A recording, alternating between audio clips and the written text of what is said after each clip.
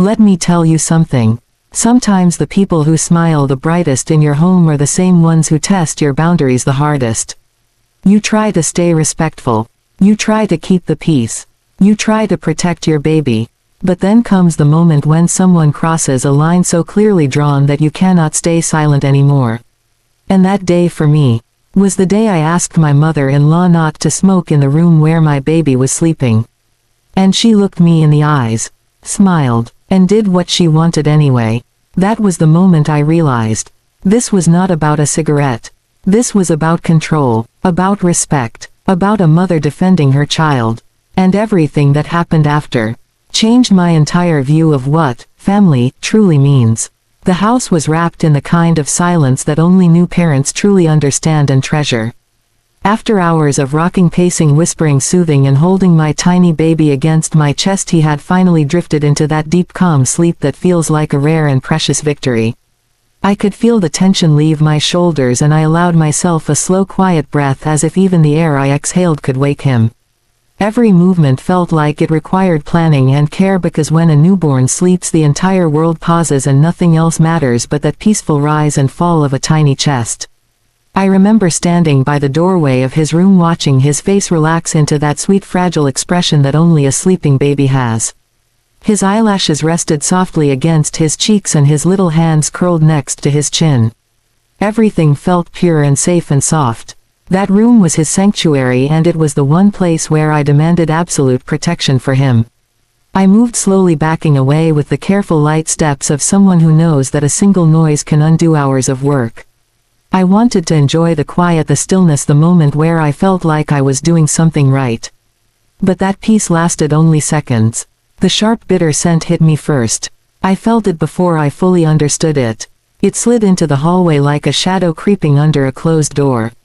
It did not belong in my home, and certainly not near my baby. My stomach tightened and my heartbeat jumped because I recognized it instantly. Cigarette smoke. Thick, stale, heavy. My mind refused to believe it for a moment, because no one in that house was supposed to be smoking, especially not near my son. For a second I prayed that my senses were wrong, that maybe it was just my imagination playing tricks on me from lack of sleep. But the smell grew stronger. It crawled up the walls, lingered in the corners, and clung to the air. I knew exactly what it was and where it was coming from.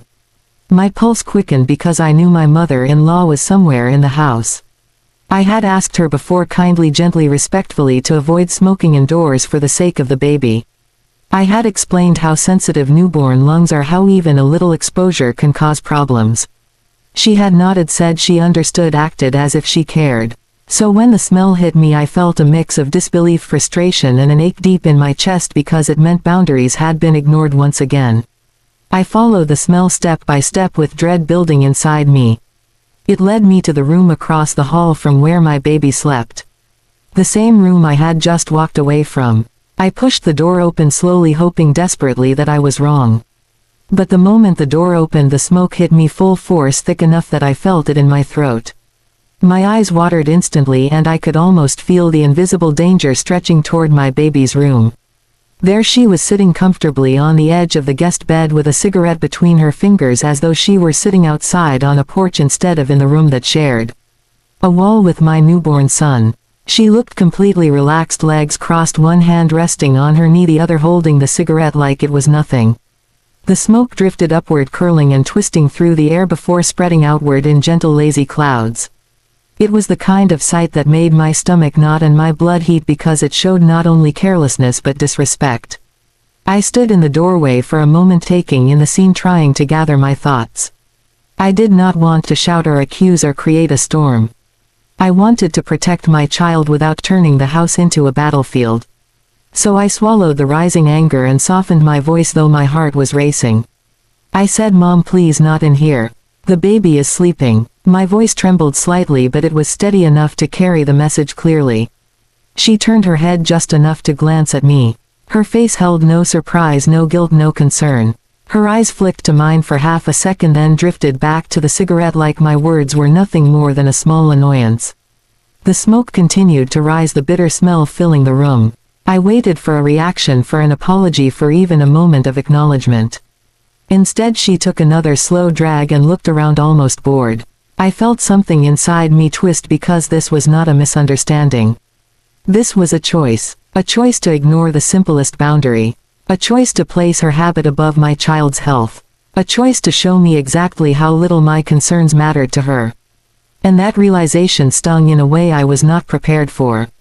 I had tried to be patient and kind. I had tried to build a peaceful environment for everyone. And yet here we were. I stepped further into the room feeling the smoke cling to my clothes and skin. I spoke again a little firmer this time.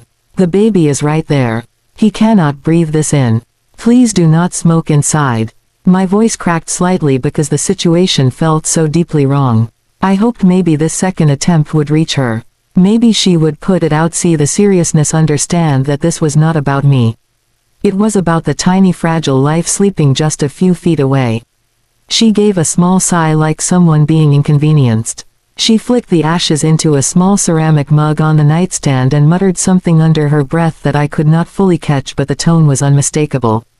Dismissive, irritated, unbothered. She looked around the room again, then at the cigarette as if weighing her options, and the sight made my heart beat faster because I knew she was about to decide whether she respected me or not. What broke me was the moment she looked directly at me again and shrugged lightly. Just a little smoke, she said. My kids grew up fine. Her voice held no warmth. It was sharp, detached, and full of a stubborn pride that refused to bend. She brought the cigarette back to her lips as if the conversation were over, as if my baby's well-being were nothing more than an opinion, not a fact. My chest tightened, and for a moment I could not speak. I felt the frustration, the fear, the disbelief twisting together inside me like a storm waiting to break. I stared at her, trying to understand how she could be so calm, so unaffected, so willing to risk the health of a newborn just to finish her cigarette. I felt a sudden urge to rush back to my baby's room to shield him from the air now polluted by her choice. Every instinct inside me screamed to protect him.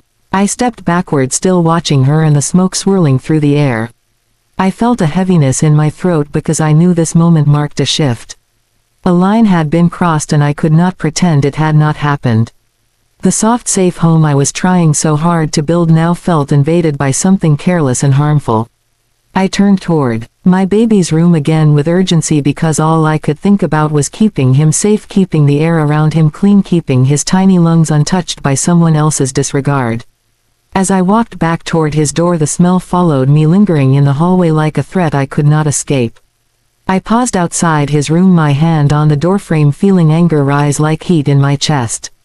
I took a breath, but even that breath was tainted by the scent she had brought into the house.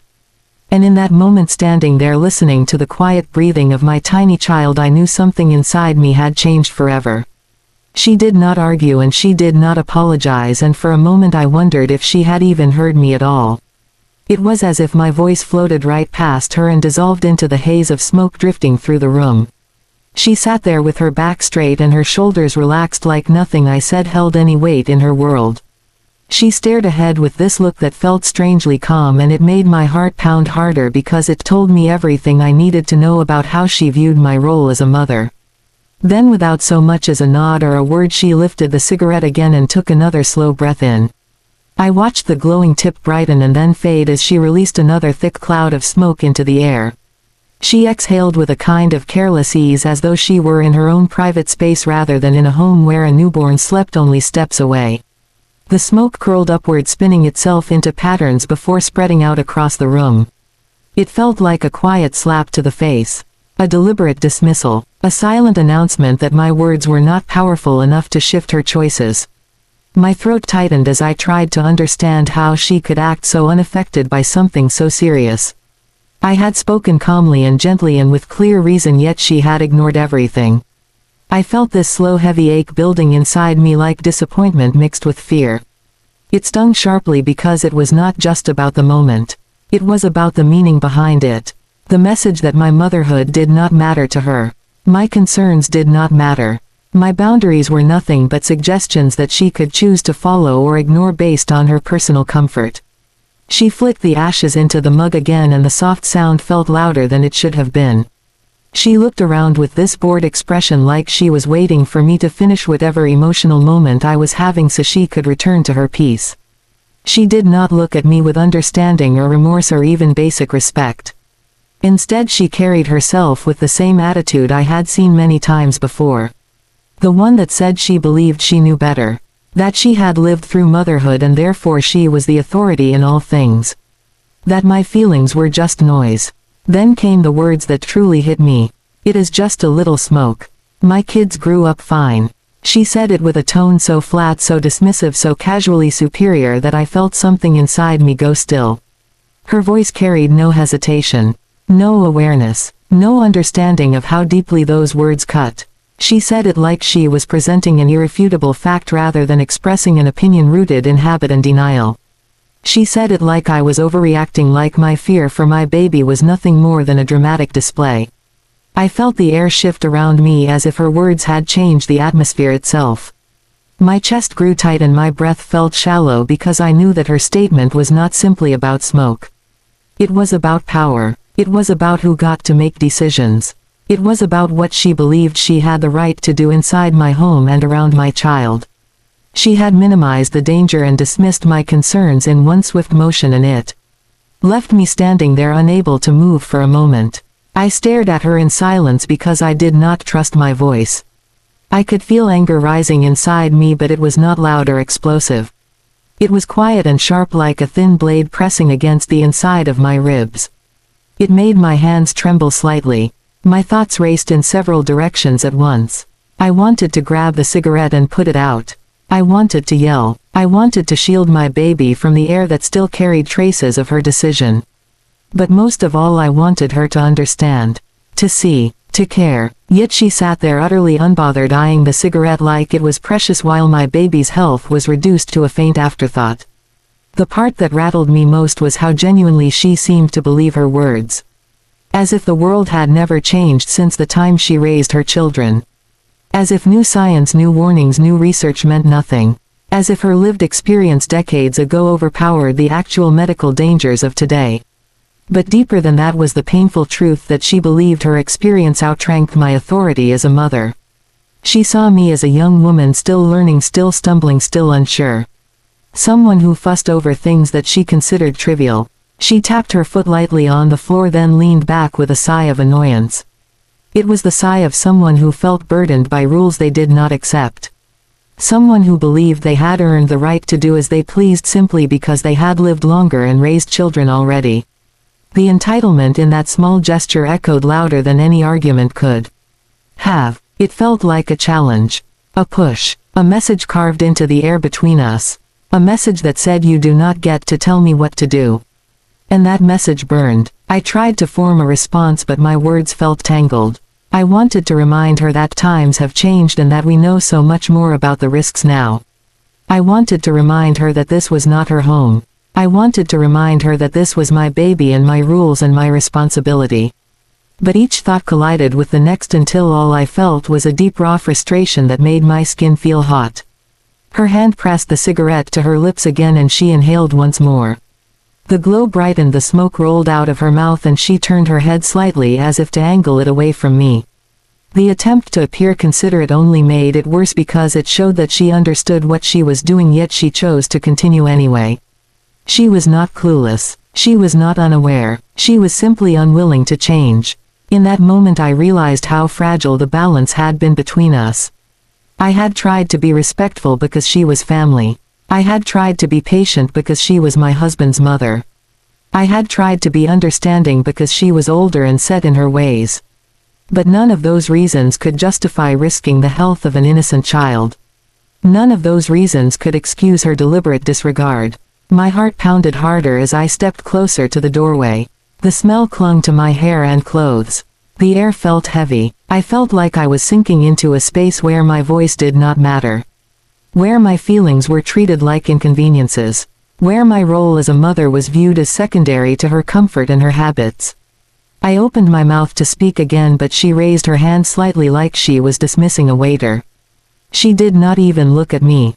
She simply waved her hand and took another breath and then said in a tone dripping with irritation, "You always worry too much. Babies need to toughen up. My kids breathed worse air than this and they turned out fine." That sentence pierced something inside me. It pushed me past the point of quiet disappointment and into a deeper space of resolve. She Was not going to stop because she believed she was right. She believed her past justified her present actions. She believed her choices mattered more than my boundaries.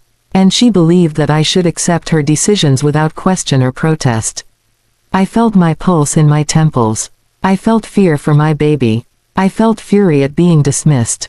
I felt something awaken in me. The part of me that had been trained to keep peace was overshadowed by the part of me that was built to protect my child at all costs. I saw her flick the ashes again. I saw the smoke rise again. I saw the complete disregard in her posture again. And in that moment I understood that this was not a small issue. This was the beginning of a battle for respect. A battle for the right to decide what happened around my child. A battle for the authority I rightfully held. And as the smoke twisted through the air again I knew that everything between us had shifted forever. Just as I stood there trying to gather my thoughts and stop my voice from shaking, the sound that came next sliced straight into my heart like a blade. It was not a cry. It was not a whimper.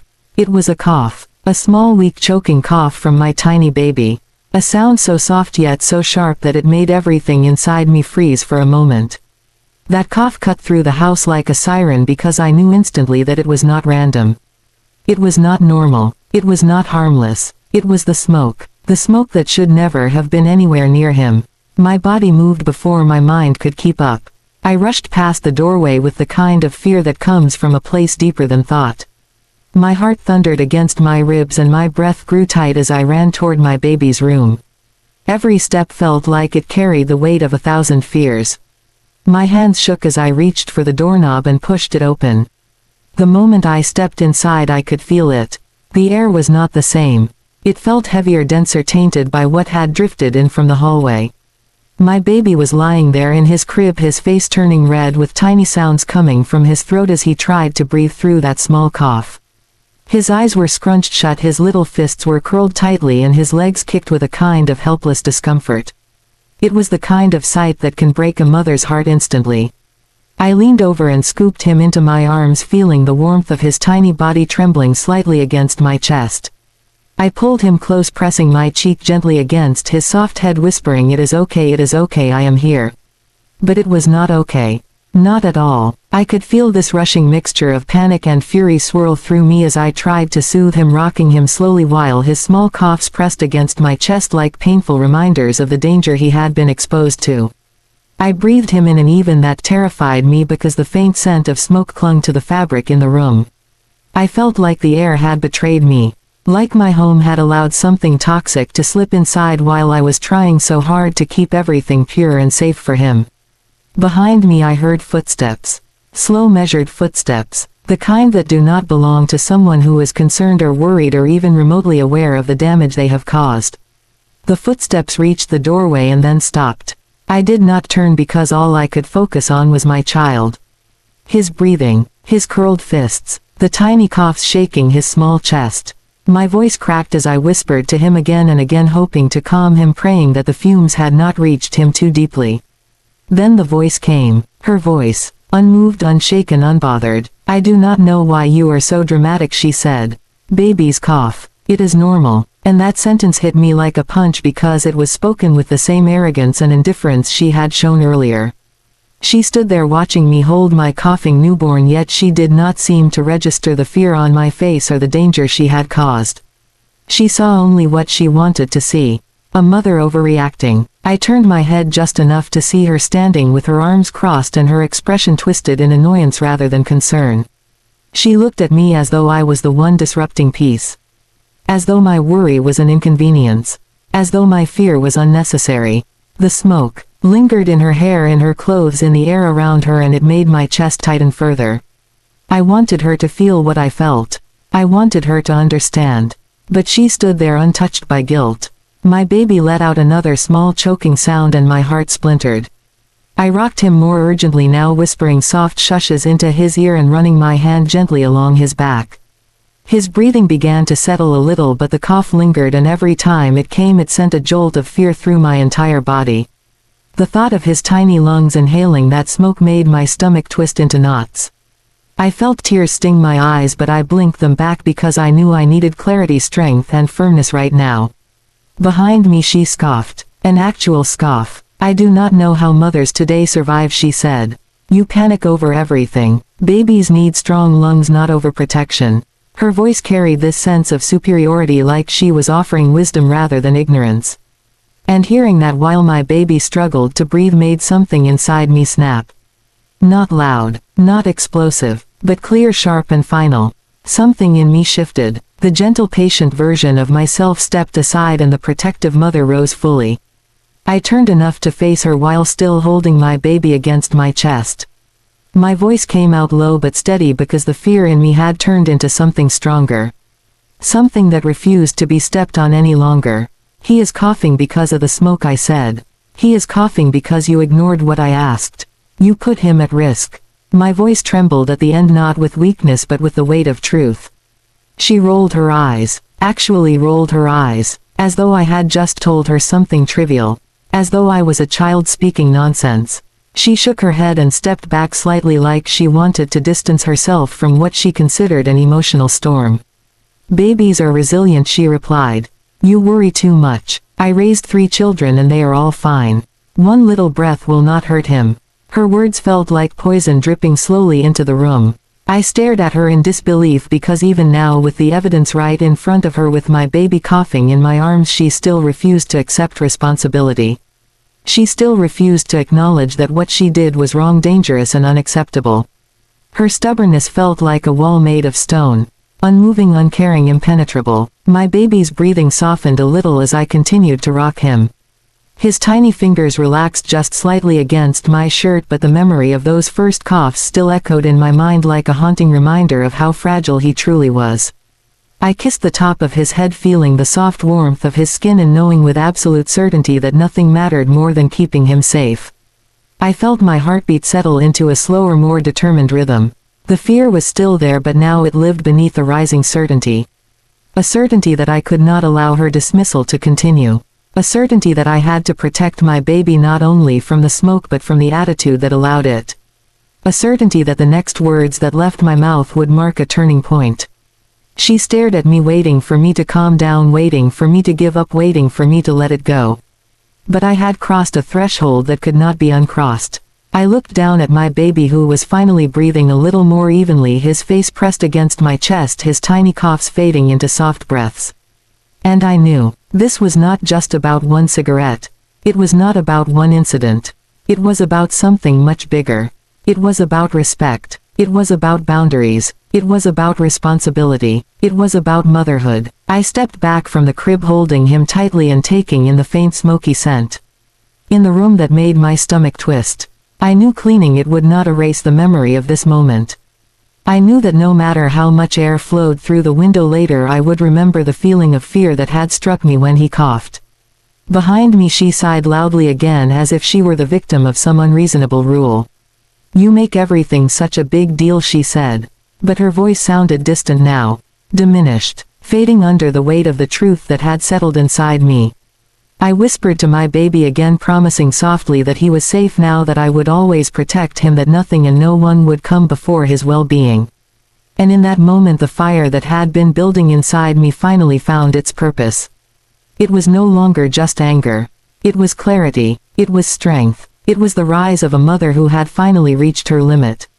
I stood there holding my baby close to my chest, feeling the rhythm of his breathing as it slowly settled, yet each small breath reminded me of the cough that had shaken him only moments earlier. The fear was still present, sitting heavy in my stomach like a stone. I could feel the warmth of his body against mine, and I knew that every heartbeat of his tiny chest depended on my choices and my strength. My mind kept repeating the same thought again and again. This should never have happened.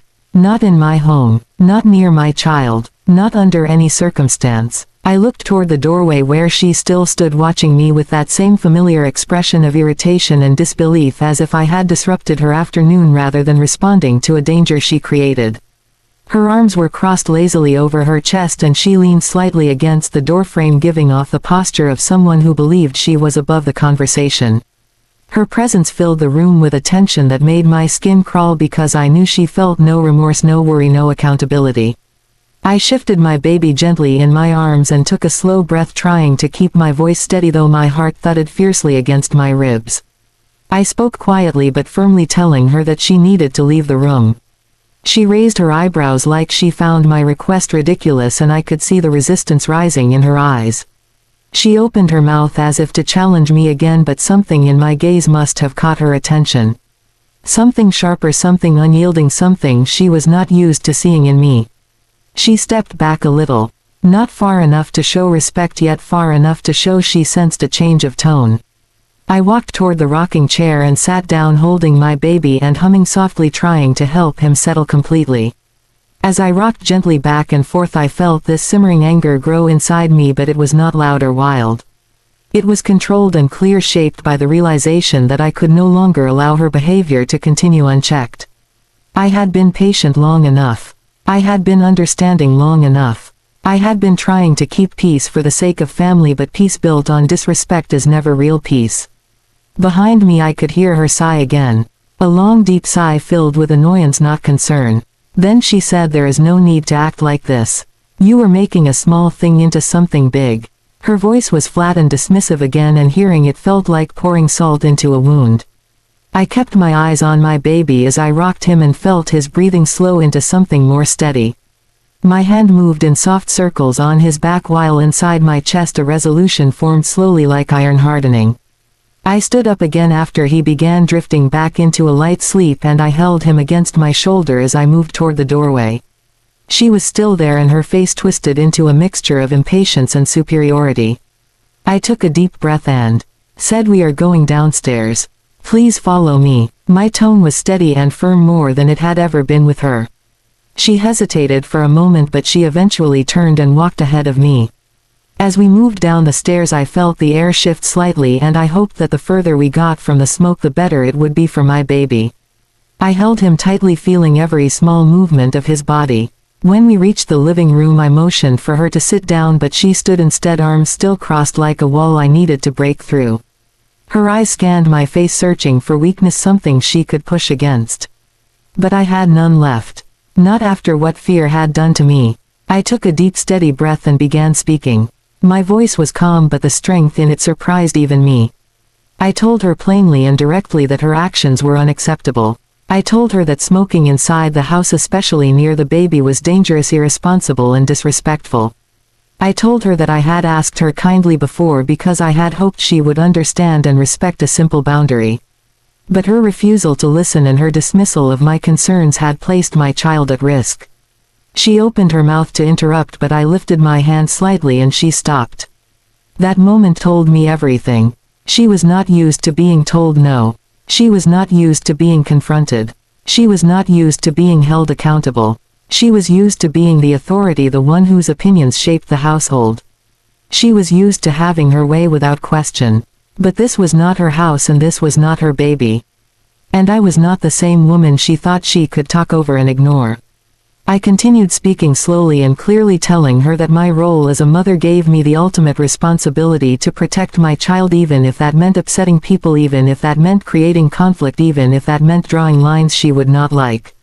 I told her that I had chosen to build a home where my son would be safe and healthy, and that anyone who entered this home had to respect that, whether they liked it or not. She stared at me with disbelief, as though she could not fathom that I was standing my ground. She shook her head lightly and said, "You are being overprotective. Babies need exposure to real life. They need to learn to handle things. You cannot treat them like fragile glass." Her voice carried the same stubbornness, the same dismissiveness, the same refusal to acknowledge reality. Her words felt like stones being thrown at a wall, but this time the wall did not crack. I held my baby closer and replied with a softness that carried far more power than a shout. "He does not need exposure to your smoke. He does not need exposure to danger. He does not need to learn to handle what could harm him. And he will never be treated like glass. He will be treated with care and love. I am his mother, and my decision is final. No one will smoke inside this house ever again. If you cannot follow that, you cannot be here." Her eyes widened slightly, not in fear but in shock, because she had finally realized something she had not known before. She realized that I was no longer afraid to draw a boundary she could not step over. She realized that I was not the timid daughter-in-law she believed she could mold, control, or silence. She realized that my love for my child had carved strength into my spine. She tried once more to push back, saying, "You are disrespecting me. I am family. I have a right to be comfortable here." But her words only confirmed how deeply she misunderstood the situation. Comfort does not come before safety. Habit does not come before health. Family does not come before the well-being of a child. I responded softly but firmly. Being family does not give you the right to endanger him. Being family means protecting him. Being family means respecting the rules of the home you enter. Being family means caring enough to put him first. If you cannot do that, then you are choosing to remove yourself, not me. She looked away for a moment, her jaw tightening. I could see the struggle behind her eyes, the conflict between pride and reality. But I no longer needed her permission or approval. I no longer needed her to agree. I only needed her to understand that things had changed. That the hierarchy she envisioned no longer existed. That I was his mother, and that was the highest role in his world. The room grew quiet except for the soft breaths of my baby against my shoulder. His small body had relaxed again, and I gently rocked him side to side, feeling a sense of fierce calm settle over me. The silence stretched between us as she stared at me, trying to comprehend the shift in power. For years she had carried the belief that her age and experience gave her authority. But motherhood had given me something far stronger. Purpose, clarity, boundaries made of steel. After a long moment she finally spoke, her voice low and grudging. "Fine, I will not smoke in the house." But she said it like a concession she did not want to give. A reluctant compromise rather than true understanding. And even that was not enough, because I needed more than words. I needed proof. I needed change. I nodded slowly and said thank you. But my tone was firm enough to show that the conversation was not finished. I told her that from now on she needed to follow our rules in our home. No exceptions, no arguments, no dismissive remarks. She needed to respect our parenting choices even if they differed from her own. She needed to understand that this was not about controlling her. It was about safeguarding a child who depended on us completely. She looked at me with a mixture of disbelief and resentment, but beneath that I saw something else. I saw realization. Realization that this was not temporary. Realization that I meant every word. Realization that I was willing to do whatever it took to protect my baby. I shifted him gently in my arms and kissed the top of his head, feeling the warmth of his soft skin. His tiny fingers curled around the neckline of my shirt as if he sensed the tension in the room and needed reassurance. I whispered that he was safe, that nothing and no one would ever put him in danger again. My voice trembled with determination, not with fear. She stood there silently staring. She opened her mouth again as if to speak, but then closed it. She turned away and walked slowly toward the kitchen, the weight of the conversation trailing behind her. I watched her leave the room and felt my shoulders relax just slightly. Not because the conflict was over, but because a boundary had finally been drawn. A real one. A firm one. I held my baby and breathed him in, letting the scent of his soft hair replace the remnants of smoke that had lingered earlier. My heart beat with a steady rhythm of resolve. I knew things would not be perfect. I knew she might push again later. I knew there would be more challenges ahead. But I also knew that something inside me had solidified. Something powerful. Something that would not bend again. I was not just a woman trying to keep peace. I was a mother protecting her child. And nothing in this world was stronger than that. When I walked back into the hallway after that awful confrontation, something inside me had shifted, and it was not a quiet shift but a loud, powerful one that I could feel in my chest. It was the moment when a person realizes that kindness alone will not protect the people they love, and that sometimes you must become a wall that no one can cross, even if that wall makes others angry. I stood there outside my baby's door and I placed my hand on the frame, and I felt this deep pulse inside me, like a warning and a promise all at once. I promised myself right then that I would not let anything harmful near my child, even if that harm came dressed as family, and even if that harm insisted that it was harmless. I opened the door slowly and stepped inside, and I saw my baby still sleeping so peacefully, unaware of the tension swirling just outside the room. His tiny chest rose and fell in perfect rhythm, and that sight alone strengthened me more than any words could. I walked to his crib and I leaned over him and breathed in the soft baby scent that reminded me of everything good, everything pure, everything worth fighting for. I whispered, I will protect you even if I have to stand alone, because he could not speak for himself and he could not defend himself, and I was the only shield he had in that moment. When I stepped back into the hallway, I could still smell the lingering smoke, and it made something inside me flare like a small controlled fire. I followed that smell and found my mother-in-law standing near the kitchen as if nothing had happened, as if she had not just violated a boundary that any reasonable person would respect without question. She looked at me with no apology, no concern, and that lack of remorse added fuel to the fire inside me. I walked toward her, and each step felt firm, steady, and intentional, because I knew I needed to make my stance clear in a way she could no longer deny. She asked why I was so worked up, and she said the baby was fine and that I was overreacting again. That word again felt like a sting, because she had used it before whenever I tried to set boundaries or speak up. It was her way of shrinking my voice, of making me feel unreasonable, of pretending that my concerns were nothing but emotional noise. But I did not shrink this time. I stood tall and I looked directly at her, and I said what I had never fully said before.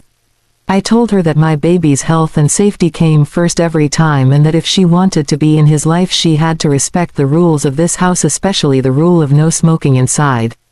She rolled her eyes and did this little scoff that she always did when she felt challenged, and she said that she raised her children without all these rules and that they turned out fine. I felt the frustration rise again, but I took a breath because I knew I needed to stay grounded and clear. I told her that this was not about her past, this was not about what worked 30 years ago, this was not about her habits or her comfort. This was about science and newborn lungs and the risks of second-hand smoke and third-hand smoke and the toxic residue that clings to fabrics and surfaces. I told her this was about my child and the life I was responsible for, and that she did not get to dismiss that responsibility simply because it did not match her preferences. She crossed her arms in that defensive posture that signaled she was digging her heels in. And she said she could not believe I was making such a big deal out of something so small. At that moment something in me snapped softly, not with rage but with clarity. I realized that no matter how gently I explained things, no matter how much evidence I shared, no matter how calmly I spoke, she simply did not want to understand, because understanding would require her to change her behavior. And she did not want to change anything. She wanted the world to bend around her choices, even when those choices endangered others. So I shifted my focus. I stopped trying to convince her. I stopped trying to get her to agree. Instead, I spoke truth with finality. I told her that she would not smoke in my house ever again, and that if she could not follow that rule she would not be allowed inside. I told her that this was not negotiable, not flexible, not something we would debate. She stared at me with disbelief, like she could not understand how I had suddenly grown a spine right in front of her. But it was not sudden. It had been growing slowly for months, maybe even years, and now it was fully formed. She tried to guilt trip me then. She said things like, "You are trying to keep my grandchild away from me, and you are being dramatic, and you are becoming impossible to talk to." But her words bounced off me like pebbles thrown at a brick wall, because fear had been replaced by conviction. I was no longer afraid of upsetting her. I was afraid of failing my child. And that fear was stronger than anything she could say. I told her calmly that if she wanted a relationship with her grandchild, she would need to show respect for our rules, because those rules existed to protect him. She argued that she was family, and family should be allowed to relax and not worry so much about rules. I responded that love and family are proven through actions, and that protecting a baby should never feel like an inconvenience. I told her that love sometimes means sacrifice, and that if she truly loved her grandchild she would choose his health over her habit. She looked at me with a shocked expression, as if she had never heard anyone speak to her that honestly. For a long moment she said nothing. She looked down at her hands, then at the floor, then at the window, as if searching for an argument she could not find. The silence stretched between us, and in that silence I felt another deep shift happening. I was not the timid new mother she dismissed before. I was standing firm with both feet planted, and I was not backing down. Finally she muttered that she needed some air, and she walked toward the door. She stepped outside and closed the door behind her without another word. I watched her go, and for the first time I did not feel guilty. I felt steady. I felt clear. I felt strong. I knew she was angry, but I also knew that her anger did not outweigh my baby's safety. I knew she might complain to others, twist the story, say I overreacted, but none of that mattered because I had done the right thing. After she left, I walked back to my baby's room and I stood there again, taking in the peaceful rise and fall of his tiny body. I felt a wave of grounding calm wash over me. The air felt cleaner. The room felt safe again. I touched the blanket lightly with the tip of my finger and whispered, "You are safe. I will always make sure of that." And in that moment I knew that protecting my child would sometimes mean uncomfortable conversations and firm boundaries and even conflict with people who believed they deserved exceptions. But I also knew that I was ready for that. I was ready to choose my child every time. I was ready to step into the role of a mother fully, completely, fiercely. Because love is not soft all the time. Sometimes love is steel. Sometimes love is a shield. Sometimes love is the refusal to let anyone, no matter who they are, cross the line that keeps your child safe. And I embraced that truth fully as I stood beside the crib, listening to the soft little breaths that reminded me why all of this mattered.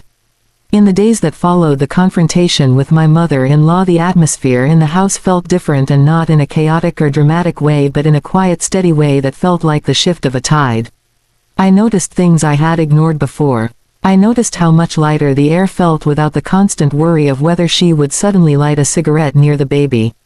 I noticed how much calmer my own breathing felt when I walked from room to room. And I noticed how the silence inside my mind grew deeper and clearer because I was no longer battling guilt or fear. Instead, I felt a rising strength in the center of my chest that kept reminding me that I had done the right thing, even if it had upset someone in the process. For a long time before all of this, I had tried so hard to be the peacekeeper, the one who smoothed rough edges, the one who avoided tension because I did not want to disappoint anyone. I did not want to appear ungrateful or unkind. I did not want my in-laws to think I was overly sensitive or strict. But motherhood has a way of stripping away anything that does not serve the safety of a child. It pushes you into deeper honesty and sharper boundaries because you realize that compromise has limits, especially when the well-being of a tiny, helpless human is at stake. And as the days passed, I felt myself stepping into that truth more confidently than ever before. 3 days after she left, my mother-in-law called. I could feel my heartbeat shift when I saw her name on the screen. I braced myself for the usual tone she used whenever she felt wrong, the tone that carried equal parts guilt, pressure, and subtle accusation. When I answered, there was a long pause on her end, and I could hear her breathing lightly as if she were gathering her thoughts. She said she wanted to talk, and I told her I was listening. She started by saying she had been thinking about what I said. I did not respond right away. I wanted to give her space to speak. She continued slowly, almost reluctantly, explaining that she still believed her smoking was not as big of a deal as I made it, but she also said she realized that the baby was my responsibility and not hers. Then she said something I had not expected. She said she wanted to be part of his life, and if that meant stepping outside to smoke, then she could do that. I felt a surprising wave of emotion wash over me, not because her words were perfect, but because they came from a place of acknowledgement. It was not a full apology. It was not a complete understanding. But it was a shift. A step. A recognition that the boundary I had set was real and immovable, and she had to work around it, not the other way around. For the first time I heard a hint of respect in her voice. Not warmth, not agreement, but respect. And that was enough to ease something inside me. I told her I appreciated her willingness to adjust, and I told her that I wanted her in the baby's life too. I explained once more, gently but firmly, that newborns are extremely vulnerable and that smoke anywhere near them can be dangerous even if the smoke is not visible. She stayed quiet for a long moment, then she simply said she understood. That single word felt like a small beam of light coming through a heavy curtain. It did not solve everything, but it opened something that had been closed. The following weekend she came over again. I will never forget how she paused on the front steps and patted her pockets like she was checking for something, then quickly shook her head as if reminding herself to leave the cigarettes inside her handbag. When she walked through the door, she looked around almost nervously, as though she was stepping into new territory. And in a way she was, because the old version of our relationship had ended the moment she chose to ignore the boundary. This was a new chapter, and both of us were learning how to navigate it. She asked if she could hold the baby, and I nodded. I watched her wash her hands thoroughly first and then gently pick him up. She held him close but not too close, and I noticed how carefully she supported his head, how she studied his face, how she almost softened for a moment as she watched him sleep. It surprised me. It also settled something inside me because I realized that maybe she had not fully understood the danger before, but now she was beginning to understand the importance of change. At one point she stepped outside to make a phone call and I watched her through the window. She sat on the porch and looked out toward the street. She did not light a cigarette. Instead she sat with her elbows on her knees and her hands folded together. She looked thoughtful, maybe even humbled. When she came back inside she did not smell like smoke and she did not carry the heavy stubborn energy she usually carried. Something in her demeanor had shifted. A small shift, but still a shift. Later that evening when she left she paused at the door and said, "Thank you for letting me come by." The simplicity of the sentence caught me off guard because she usually spoke with pride and distance. But this time there was a softness I had not seen before.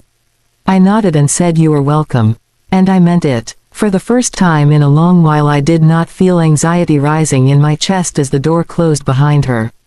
That night after everyone had gone to sleep I sat on the edge of the couch with the baby monitor in my hand. The tiny crackling sound of his breathing filled the room and wrapped around me like a warm blanket. I thought about everything that had happened. The confrontation, the fear, the frustration, the firmness, the shift. And I realized something important.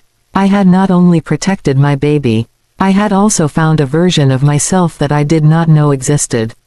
A version of myself that was brave, steady, grounded, and unwilling to sacrifice the safety of my child for the comfort of someone else. I realized that boundaries are not walls built out of anger. They are walls built out of love. They are a way of creating safety, clarity, and respect. And sometimes people will resist them at first, especially people who are used to doing things their way. But boundaries teach people how to treat us and how to treat the people we love. They also teach us who belongs close and who needs distance. Over the next few weeks my mother-in-law continued to visit, and each time she followed the rules without complaining. She even brought a soft blanket for the baby and smiled when he reached for her finger. I noticed her watching him with a quiet tenderness that had not been there before. And for the first time I felt like we were beginning to build a real relationship, not one built on obligation or hierarchy, but one built on mutual respect and a shared love for the child in the center of it all. One afternoon as she was leaving she paused again on the step and said, "You are a good mother." The words were simple but they struck deep because they came from someone who had challenged me, pushed against me, tested me, and finally seen me. And instead of bracing myself against her judgment I allowed the words to sink in. I allowed myself to believe them. When she drove away I stood on the porch holding the baby against my shoulder, feeling the soft rhythm of his breathing against my skin.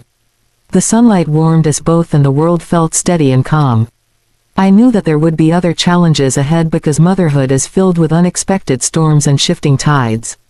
But I also knew that I was stronger now, more sure of myself, more willing to speak up, more willing to hold the line even if my voice trembled. As I walked back inside I whispered to my baby, "You changed me for the better." Because he did. He made me braver. He made me clearer. He made me uncompromising in the ways that mattered most. And as he slept against my chest with that soft innocent weight that felt like the center of my heart, I felt a deep quiet certainty that I would always protect him, no matter who I had to stand against and no matter what boundaries I had to build. And for the first time I understood that love is not just tenderness. Love is strength. Love is conviction. Love is courage. Love is the moment you finally learn to say no when no is necessary and yes only when yes is safe. In that quiet room filled with soft breaths and steady warmth I held him close and felt the truest truth of all. I am his mother, and that will always be enough.